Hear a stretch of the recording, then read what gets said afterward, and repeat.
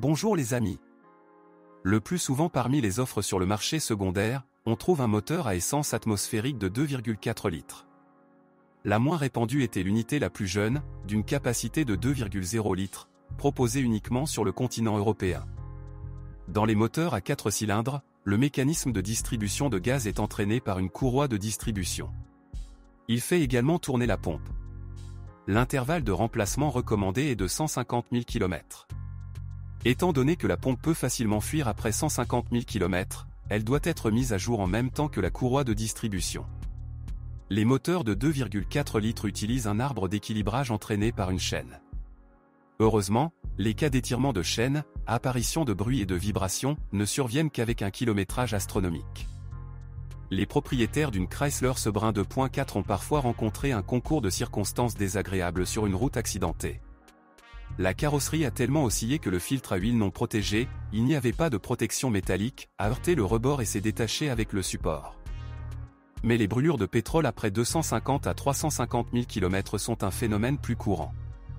Dans le cas du V6 2.7, les intervalles de vidange d'huile doivent être respectés et seule une huile de haute qualité doit être utilisée. La violation des règles entraînera une usure rapide du groupe motopropulseur. Tout est question d'un défaut de conception. Le moteur s'est avéré chargé thermiquement, l'alimentation en huile est faible et le système de ventilation du carter n'est pas assez efficace. Tout cela contribue au vieillissement rapide du pétrole et à la formation de boue. La pompe apporte également sa contribution, car elle peut fuir et de l'antigel commencera à s'écouler dans le carter moteur. Une pompe qui fuit doit être remplacée immédiatement. Le processus de remplacement est difficile car il est entraîné par une chaîne de distribution à 3 rangées. Bonjour les amis. Vous cherchez une voiture d'occasion, vous devez prêter attention au site web carm.pro. Carm.pro est grand catalogue de voitures, moteurs, boîtes de vitesse. Et le meilleur, c'est que vous pouvez trouver des informations sur les pannes de n'importe quelle pièce. Complètement gratuit. Allez sur le site web carm.pro et découvrez tous les éventuels points faibles des voitures d'occasion.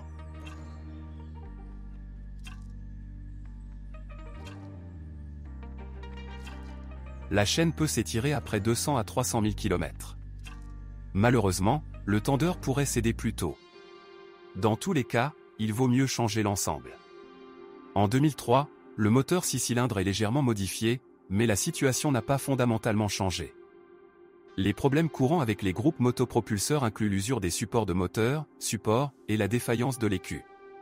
Les problèmes de CU sont plus fréquents dans les modèles pré-restylés avec un kilométrage supérieur à 250 000 à 350 000 km. Les moteurs à 4 cylindres pouvaient être combinés avec une transmission automatique à 4 vitesses, GM41TE, ou une transmission manuelle à 5 vitesses. Les moteurs 6 cylindres étaient fournis exclusivement avec une transmission automatique à 4 vitesses avec sélection manuelle des vitesses. Le changement de vitesse en douceur de la transmission automatique mérite des éloges. Après le restylage, à partir de l'année modèle 2004, les moteurs 4 cylindres ont commencé à être combinés avec une transmission automatique à 4 bandes modernisée, qui a reçu l'indice 40TE. La transmission automatique est assez fiable à condition que l'huile soit mise à jour régulièrement, tous les 30 000 km. Des complications graves ne surviennent qu'après 250 à 300 000 km. Parfois, les tubes de refroidissement d'huile de transmission automatique fuient ou l'écu de transmission tombe en panne. La suspension de la Chrysler Sebring absorbe efficacement les bosses, mais ne vous attendez pas à des performances exaltantes dans les virages. Le corps roule lourdement et les réactions sont lentes. Le confort des passagers est ici une priorité. Les composants du châssis sur l'essieu avant s'usent le plus rapidement.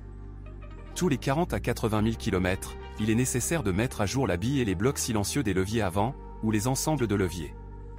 Les pièces de la suspension arrière sont plus durables. Au fil des années, la coupelle support d'amortisseur arrière devient inutilisable. Il est fait de scie humain, qui se corrode et s'effondre. Après 150 à 200 000 km, c'est au tour des joints homocinétiques extérieurs et des roulements de roues avant. Les roulements sont remplacés en bloc avec le moyeu. Après 200 à 250 000 km, la crémaillère de direction peut également nécessiter une attention particulière. Les Sebring plus anciennes souffrent de corrosion qui a envahi le bord du capot ou du couvercle de coffre, les passages de roues ou les bas de caisse. Lors de l'inspection de la voiture, vous devez faire attention au système électrique. Le verrouillage centralisé et les vitres électriques inopérants sont fréquents. Il existe également des problèmes de charge dus à un générateur défectueux ou à un pont de diode défaillant. De plus, l'unité de commande du chauffage et l'interrupteur de la colonne de direction tombent en panne. Au bout de 200 à 250 000 km, l'embrayage du compresseur de climatisation est usé, et un peu plus tard, le compresseur lui-même. Parfois, le radiateur du climatiseur perd son étanchéité. Si vous connaissez d'autres dysfonctionnements de modèle, assurez-vous d'en parler.